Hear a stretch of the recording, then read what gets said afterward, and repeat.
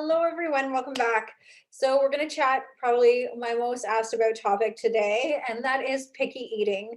It is actually the foundation of recovery from many, many sensory issues. And it's always the hardest thing because it requires massive amounts of change. So, I'm going to give you guys my three, or what I have discovered to be. Now, there's going to let me reiterate a few things. Number one is that I will have in a completely new video coming up on this topic because I have not actually taken in my course the psychology of introduction of new foods. But I have recovered my son's eating habits from three foods. So I think that that counts for something through experience years and years ago. So I'm going to give you my personal three types of children and how to introduce foods in a very short video, and I'll do the best that I can. This is something that I need you guys to understand. I work with parents with. One-on-one gives you the best results because when you work with someone who actually has the time to look at your child's current eating habits, it really kind of escalates or compounds the effects of the understanding the concepts. Whereas people who don't work with someone, and I'm just saying this nicely, they do tend to struggle a little bit more because they want to jump over the mountain. They want the results right now, and they forget the micro dosing steps and the consistency that it really truly does take. Okay, this is a lifestyle. This is a, what do we say? It's a marathon, not a race. And even though, yes, would love our children to just have a great time at dinner and just try every new food, I'm going to be honest that at the beginning, it could take up to a month or two for you to reintroduce just one food. Now, that's why there are different ways to do this. And I'm going to give you all three, if I can, in these 15 minutes and the description of just maybe one or two examples. Okay, I've done a video kind of similar to this before, but it was only focused on the one. So for today, I'm going to talk a little bit about the number one easy way to introduce a new food to your child, especially if they are someone who suffers from sensory processing disorder, autism, ADD, or ADHD, very picky eating, umbrellaed children. So when we think about this and we think about autism, for example, which would be of the most severe, is that they're really habit based because of their, often they feel that things outside of their control is not safe. Okay, so when we're looking at how to introduce a new food, we have to remember that the environment that they are going to be introduced this new food needs to be the same as if they were going to be introduced like their normal food. So for example, it is not, at a restaurant is not the time to try. You can try, but it is not a time to really like gun in and be like, I really want you to try this, because number one, it's completely different environment. And unless they're at the restaurant every day, then it's not going to feel safe. They're not going to want to try something new. So number one is environment. Number two is mom or family member or dad or whoever is doing the introducing. You guys, so much of this and children's inability to try new things is based around the stress of the parent. And I know that sounds kind of weird, but I remember this. Okay. I remember dinner time being a complete destructible shit show. Like that's the nice way of saying it, where I was so attached to like just him trying a new food that it was so stressful. And I mean, he could feel that, like my son could feel that. And so he never tried a new food. Bring fun back into the mix and disassociate your expectations from what will actually happen. It's easier said than done. I will do a video about stress and dinner time, but just note that is another super important thing. This is, a lot of it is mindset work, which seems kind of funny, right? Because it's just about feeding someone, but it is. It's all in your mind and safety and our feelings of feeling safe. All right, so let's dive into the number one way is to actually transition one food that they have into a food that is exactly the same, but more nutritious. So I'll give you an example. Many children who have autism, they tend to really like carby pastas or whatnot. Spaghetti with like nothing on it. That's like a really common, or butter or something like that. And so one of the first things that we want to transition is, okay, how do we make this almost exactly the same? What can I find that's almost exactly the same, that's more nutritious? It doesn't have to be perfect, guys. More nutritious And how can I use it in our already existing habits to transition easily? So in the case of spaghetti, um, all you have to do is look at the noodles, the texture, the sight, the color. This is all going to matter for children with, even if it's like cut up in pieces. Every reintroduction is a complete sensory immersion for them. So for example, if I wanted to introduce to my son go-go quinoa spaghetti, okay, versus just crappy, GMO spaghetti, whatever.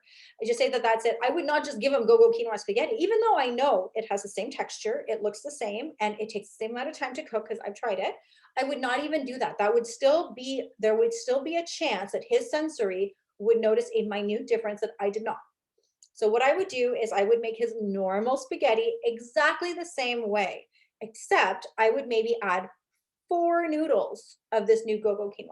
Okay, cut the same way, introduce the same way. And then let's just say tomorrow or like 2 days from now, because I know picky eaters tend to re-eat the same things. So I would just make 2 batches and keep them separate. And then slowly I would intermix them, but just a little bit at a time. It would take me 2 weeks to go from the crappy spaghetti to the go-go quinoa spaghetti. Now, why did I choose go-go quinoa? I'm not like it's just a brand that I know tends to be more accepted because of its texture, color, and the way it tastes. So it's just one of those things. But it's made out of quinoa, so it has all the amino acids that a child needs, that a parent needs, that everybody in the family needs. So it's just a really great option. And even though, yes, maybe we haven't introduced a vegetable, but we've just introduced so much more for the building blocks for them to have that synthesis or synapse, sorry, just really fire off a little bit better. Okay, so this is just one example. And we can do this with many other foods. So this is one of the easiest ways to start transitioning one food to another. This is where people who have not, nutritionists and people who have not had the experience, right? Like I am a nutritional therapist, yes. I am a detox specialist, yes. I am doing a brain for children, advanced brain for children and nutrition course. But if I had all of that and I had not lived through this process, I would not know how to teach it to somebody else because I know how difficult it is. And I understand that there is this expectation of jumping over the mountain and having the results. Okay. And so we need to back away from that. And that's the first thing that I tell parents. And I have had lots of parents reach out to me and tell me how much it's impacted their dinner times, how it's now becoming kind of a fun experience, how it's not even a big deal anymore. And if they don't try a new food and it's on the plate, they're disattached to it because they know they're getting certain things in them that are very good. Okay. Okay. Number 2 is when your child, now you're ready to start bringing in new foods. Okay, so this is like transition 2. So you want to start, for example, and this I've tried with my daughter as well as my son. So it doesn't matter if they have autism or not, or any. My daughter has, she did suffer from mild dyslexia before, and now it's completely gone. But when we think about this and we focus on the process, it's going to work for everyone. I've done it with many other children, my friends' children, and it's always worked. So it is the make it fun process. We are very attached to a certain etiquette of eating where we should be sitting at the table. But for children, that isn't always going to be the best way. They want to play and have fun. They want to touch their food. And it actually is not beneficial to not allow them to sensory explore. Now, for children with autism, this is a little bit different because they won't want to explore as much. This new food is not safe for them. That's how they see it because it's new. So my recommendations is the first time you ever introduce, let's just say you want to have them eat peppers, like red pepper. I suggest you cutting up a small piece, putting it on a plate beside the plate, and just letting them see it. That's it. You've completely disattached yourself from the outcome. You're just going to let them see it.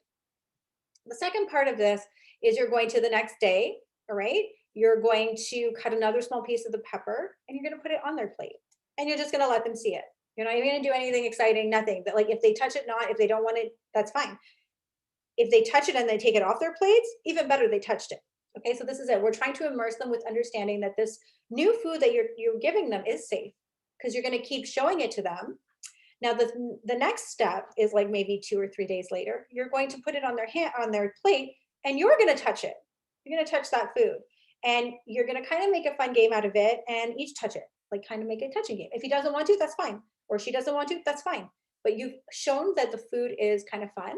You're okay with touching it, so it's probably safe for them to touch. And until they've touched it, we keep repeating this process. Now, let's just say we're like maybe 5 days in and they've touched it. Now you're going to take it in your hands, and I suggest you put it on your face, like just touch it, and then have your child touch your face to it or touch your lips to it if you want to be really specific. And so now you're showing them that it is safe to do that on you. Now you can repeat the process for them. Now, if they don't want to do it for them, don't push it. Be happy they even picked it up and they wouldn't have even touched that food. You have to remember that, baby steps.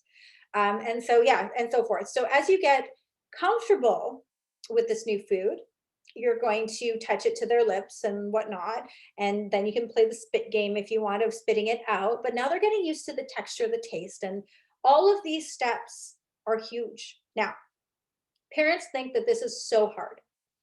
And they think that often that it's such a long process and that every food is going to take that long. This is where psychology tells what you're teaching your child. Okay, I could tell you this right now. What you're teaching your child right now is that you introducing new foods to them is safe and fun. You're not just, you have to disattach your way of thinking, okay, to the process. Okay, that this is going to be every time, because it's not. What the child mind is becoming more aware of is that food can be fun, food can be different, mom plays with food, and it's a game. And that eventually, just say they eat that one food, you have reintroduced something completely different. Now, parents think that now we're going to go into the next food is going to be the same thing, and it might be. The second or third will likely be the same. But the psychology of what you are teaching your child is that new foods, not just one food, new foods can be fun, new foods can be safe.